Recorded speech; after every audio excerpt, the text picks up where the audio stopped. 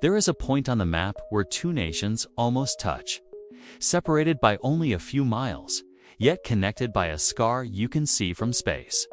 A corridor that millions believe could become a bridge, even though it has remained out of reach for centuries. If this were only about engineering, the story would have ended long ago. But the truth behind Ram Setu pulses in silence, hidden between politics, fear, power, and something no one dares to say out loud. Because once you discover the real reason, you realize the bridge was never the problem. The first time someone looks at satellite images of the Palk Strait, the reaction is almost disbelief. A pale scar slices through the deep blue ocean, as if the sea were holding on to the memory of something long forgotten. That fractured band, known for centuries as Ram Setu, seems to challenge modern logic. It looks like an ancient structure trying to rise, asking to be noticed. And the curious part is that it begins exactly where India and Sri Lanka nearly meet. For centuries, sailors recorded that the area wasn't just shallow water, but a pathway of stone and sand so continuous that some colonial maps treated it as a natural road. Studies suggest that the formation blends natural features with possible human intervention, fueling debates about Adam's Bridge to this day. It feels as if the entire ocean is whispering a story that was never fully told. And when you learn that people once crossed that stretch on foot, everything takes on a new layer of mystery. What fascinates researchers isn't just the existence of this phantom line, but the fact that it remains visible after thousands of years of erosion and storms. Scientists note that the formation resembles a geological land bridge, rare enough to draw global attention. And the more you study this submerged border, the more questions appear. Questions that become even more intriguing once we understand how it formed and what the past is still trying to reveal. During the last ice age, the planet was unrecognizable. Sea levels were about 400 feet lower, exposing landscapes we can hardly imagine today. Between India and Sri Lanka, there was a true India-Sri Lanka land connection, solid enough for effortless crossings. That ancient path felt as ordinary as a dirt road cutting through a quiet rural town. Researchers explain that this corridor existed because massive amounts of water were trapped in ice sheets covering entire continents. When the climate warmed and the ice began to melt, the passage disappeared under rising seas, creating the geography we see now. What remains is a set of submerged fragments, visible from space. Like pieces of a puzzle, the ocean refuses to reveal completely. And the more we understand this process, the heavier its historical weight becomes. The intriguing part is that when scientists study sediments and erosion patterns, interest in the region resurfaces, especially because of debates surrounding the Palk Strait infrastructure project. Science suggests that this corridor wasn't an isolated accident, but part of a recurring pattern in ocean behavior. And that combination of nature and time opens the door to another debate. One involving ancient legends that sounded exaggerated, yet hold more truth than most people expect. When different civilizations describe the same structure using different names, something powerful is happening. For millions of Hindus, that corridor is Ram Setu, a sacred link built by the armies of Rama according to the Ramayana. For Arab and Persian travelers, it was always Adam's Bridge, the path Adam supposedly used when leaving the Garden of Eden, and old mariners called it Setu Bandai, recognizing it as a practical route long before modern studies existed. What makes this legend unusual is that it remains visible. Researchers point out that the rocky band shows patterns blending natural formations with layers that may have been rearranged by human hands centuries ago. That is where the discussion steps out of mythology and enters geology. Because several characteristics match a geological land bridge formation, and that detail changes everything. Comparing ancient accounts with modern analysis gives the sense that each culture carried a piece of the puzzle. Some archaeologists suggest that descriptions in the Ramayana bridge archaeological evidence may be symbolic references to real phenomena. And when myth and science begin to converge, the story takes on new depth. the kind of depth that sets the stage for dramatic events that would forever change the fate of that crossing. Records preserved in temples in southern India contain a detail that sounds almost unbelievable. Until the late 15th century, it was still possible to cross Ram Setu on foot during certain seasons. Large portions of the path were barely over 3 feet deep, turning the region into a natural highway between two worlds. Merchants, pilgrims, and fishermen relied on that route every day, and the crossing was as common as taking a short boat ride today. But everything collapsed during the violent storms of 1480. Chroniclers wrote about a devastating cyclone strong enough to rearrange entire sandbanks and destroy fragile portions of the formation. The ocean swallowed paths that once could be walked across, turning what was once a road into a trap.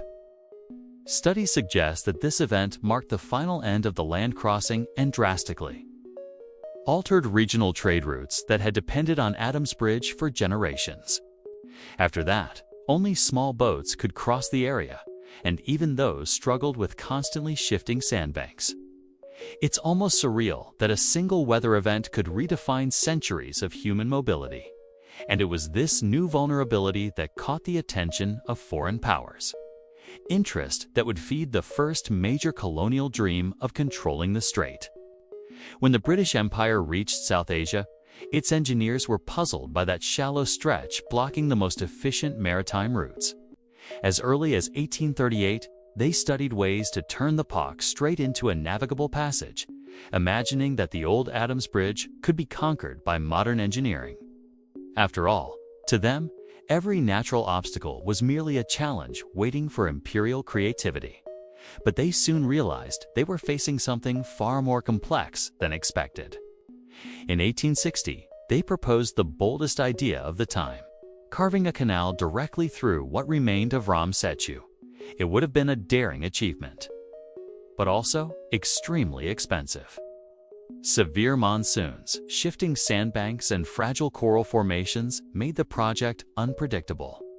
Researchers describe the situation as a logistical nightmare because any dredging effort was undone by the sea within months. Even for an empire accustomed to massive projects, the numbers simply didn't add up. The British eventually understood that the region didn't respond to engineering the way they expected. A preview of the challenges later seen in the Sethusamudram shipping canal. With every failed attempt, the dream of controlling the strait drifted further away. And when even the most powerful empire of the century hesitates, you know something more is hiding beneath the surface.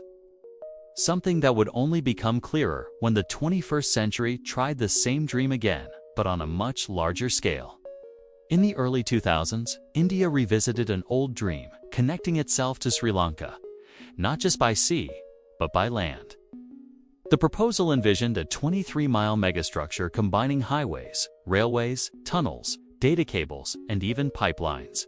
A project of that scale promised to cut transport costs nearly in half, multiply regional trade, and turn Colombo into a land gateway to routes stretching toward Europe. It looked like the perfect opportunity to rewrite the future of the Palk Strait. With technical support and promises of funding from the Asian Development Bank, the plan took shape. Studies suggested that trips requiring long flights today would be replaced by quick overland routes, connecting entire cities as if they were distant neighborhoods. The infrastructure would also strengthen energy and digital capacity between the two countries, something many analysts called a silent revolution. On paper, everything seemed ready to begin. But the closer experts looked, the clearer it became that the obstacles weren't just engineering problems. The region carries layers of history, sensitive ecology, and political tension that can't be ignored. And each of those forces began pulling the project in different directions, creating a deadlock that grew even worse when engineering met the most dangerous triangle in this story. Engineers studying the Palk Strait quickly realized they were facing an impossible triangle, three obstacles that almost never appear together. The first is geological instability, shaped by converging tectonic plates and seismic activity that makes foundations unpredictable. The second is environmental richness, coral reefs, mangroves, and seagrass beds forming an ecosystem far too delicate for heavy intervention. And the third is the enormous technical cost, which easily exceeds optimistic estimates. The Sethusamudram shipping canal, proposed in 2005, became the perfect example of these challenges.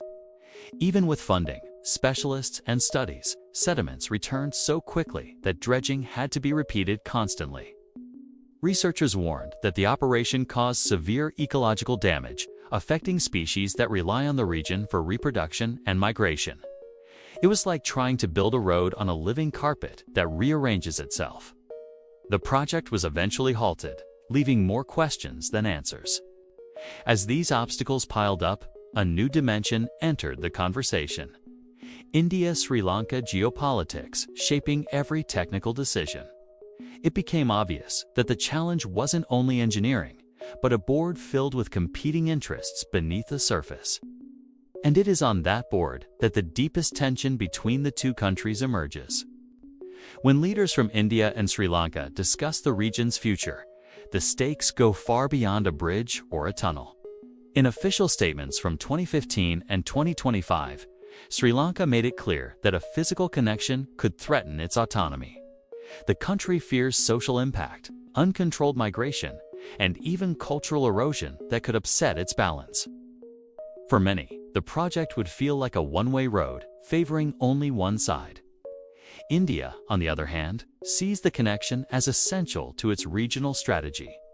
Analysts explain that a land link would expand trade routes, reduce maritime dependence, and help counter China's growing presence in the Indian Ocean. It's no coincidence that debates about the India-Sri Lanka bridge proposal intensified during moments of geopolitical tension. The discussion stopped being technical and became strategic, each decision weighing far more than numbers on a report. These fears and ambitions collide quietly, creating a stalemate no engineering calculation can fix alone. And when even temporary measures like customs, reinforcements, and circulation policies fail to ease the atmosphere, it becomes clear that the real issue lies elsewhere, in a layer that appears even in the simplest solutions, including the one that should have been the easiest of all. In 2011, India and Sri Lanka tried something almost impossible to mess up: a simple ferry service connecting the two countries. It was cheap, required no major construction, and seemed like the perfect test for bilateral cooperation. But the project fell apart quickly. The operation faced delays, administrative disputes, disagreements about fares, and constant maintenance issues. It felt as if the region itself resisted any stable connection. Frustration grew as passengers reported constant problems, from unexpected cancellations to basic safety concerns. Researchers who follow the issue claim that if a low-cost ferry can't operate consistently in the Palk Strait, expecting a billion-dollar megastructure to run flawlessly is an unrealistic bet. The failure became a living metaphor for everything that had accumulated behind the idea of linking India and Sri Lanka by land. The episode exposed political and logistical vulnerabilities that affect every attempt at integration. It showed that the difficulty lies not only in shallow seas or shifting sandbanks, but in something deeper, a misalignment stretching across decades. And this misalignment becomes even clearer when compared with another international connection that has worked perfectly since the last century. Looking at the causeway between Singapore and Malaysia, everything seems incredibly simple. Just over 0.6 miles of roadway that works as a bridge, a border, and a cooperation symbol. But that efficiency exists because the region has something the Palk Strait has never had: economic balance, cultural alignment, and interests moving in the same direction. Their daily traffic is predictable, organized, and mutually beneficial. Nothing like the complexity between India and Sri Lanka, and the physical conditions are incomparable. The causeway crosses shallow, stable waters with calm currents and no shifting sandbanks.